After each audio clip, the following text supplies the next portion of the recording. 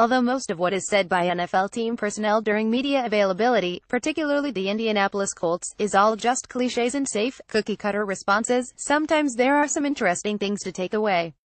Here are some things I found leading up to the Colts matchup with the San Francisco 49ers this Sunday. Well, slowly start working him Andrew Luck back into practice this week. We'll see how much he gets. But we've got a plan in place to where we want him to start getting him reps, and then, in time as we can get him incorporated back into teamwork and all that, we'll get him back on the field. Colts general manager Chris Ballard on Monday on the team's radio show 1070 The Fan. Obviously, this is huge. Now, this is still part of the slow process of getting Luck back full-time, but the fact that he is now practicing is a big next step. He will be worked in slowly.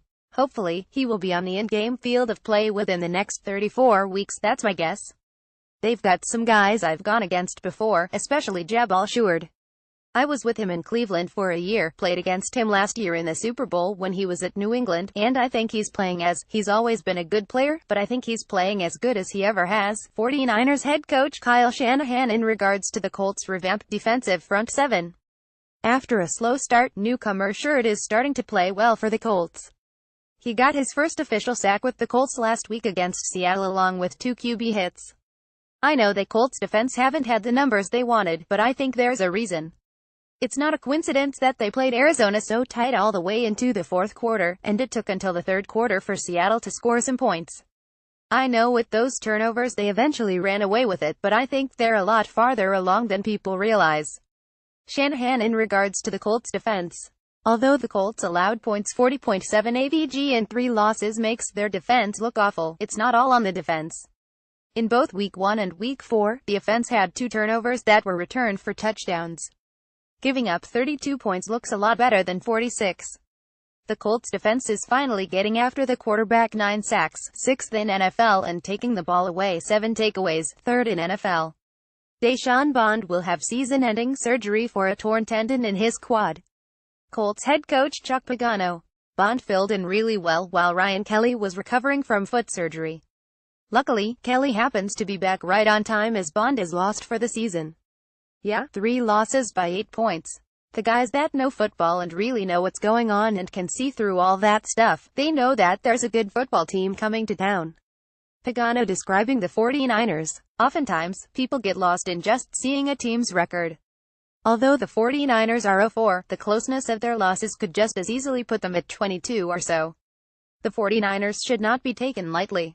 Back. Starting. Pagano in regards to if starting center Ryan Kelly is returning this week. As I already mentioned, this is great timing with Bond now lost for the year. Mike Person. Pagano when asked who will be Ryan Kelly's backup this week. I've been asked this a lot this week, especially after the Colts waived Adam Redmond this week, who came in for Bond when he went down. Ian Silberman is also on the practice squad. Keep an eye on him getting a chance at some point this year. They have to. We don't have, obviously, any other choices. Brandon Williams will do a great job. Darrell Daniels will do a great job. The wideouts will do a great job. It's good to have Marlon Mack back out there. He gives us another piece of the puzzle back out there and a guy that we can put in there and utilize in some different situations, a guy that can make plays. Hopefully everybody else will step up and fill that role. Pagano when asked if he's confident that Brandon Williams can step up in Jack Doyle's absence. You wouldn't really expect Pagano to say anything different in regards to this tight end situation. But what I found interesting is that this question had absolutely nothing to do with running backs, and Pagano managed to specifically mention rookie running back Marlon Mack. Could he be in for a large and/or unique role this week the way we can respect him and respect what he's done for this organization, the National Football League, and our community is go out there and play our asses off and play well, play great Colts football. Pagano on Peyton Manning weekend. This seems like it will be an awesome atmosphere this Sunday, not only inside Lucas Oil Stadium, but downtown Indianapolis, Indiana General. Hopefully the Colts capitalize on the opportunity to impress their franchise ancestors and a crowd that will support them if they give them a good showing. It's big, just to see our leader back out there. That's a plus for us to see him back in uniform throwing the ball around. That's a good thing. That's our leader. Since I've been here, I respect him a whole lot. He's one of the guys that I feel like loves the game, respects the game, and plays the game the right way. Very smart, and I can't wait to see him out there. Colts running back Frank Gore describing Luck practicing again. For someone who is considered a legend like Gore is, to see him speak about Luck like that really shows you what Luck means to the Colts locker room. I'm sure they all like having a capable quarterback in Jacoby Brissett, but nobody can replace Luck in the eyes of his teammates. It's just going to be another game. I'm going to try to do whatever it takes to help my team get a win. See some of my old guys. I think like 3 or 4 guys are left from the team I played with.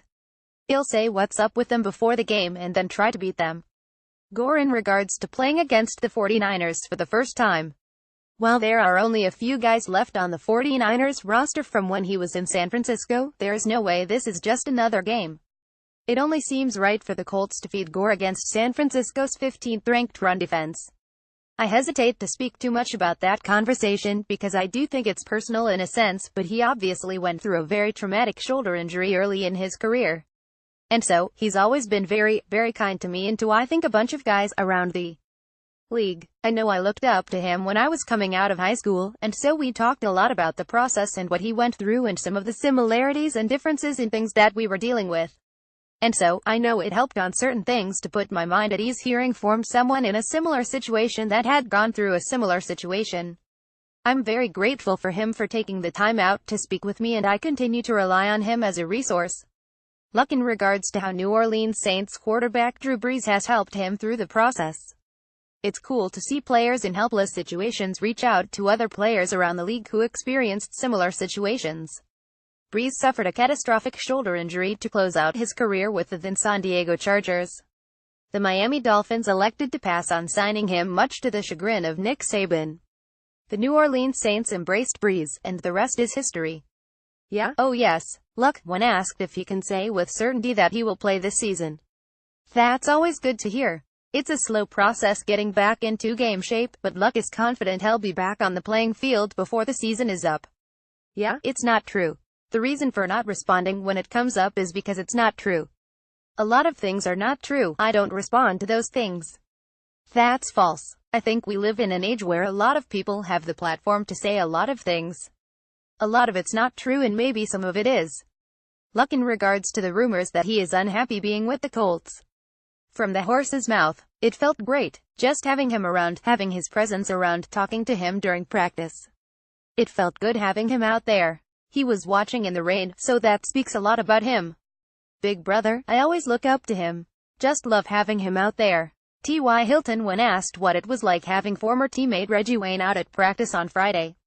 Wayne was Hilton's mentor in Indianapolis, as Wayne's career was winding down as Hilton's was beginning. Hilton has always talked about how much he has learned from Wayne. I'm sure being around him was at the very least comforting for Hilton. Who knows, maybe Hilton told Wayne to get ready for a big-time performance on Sunday.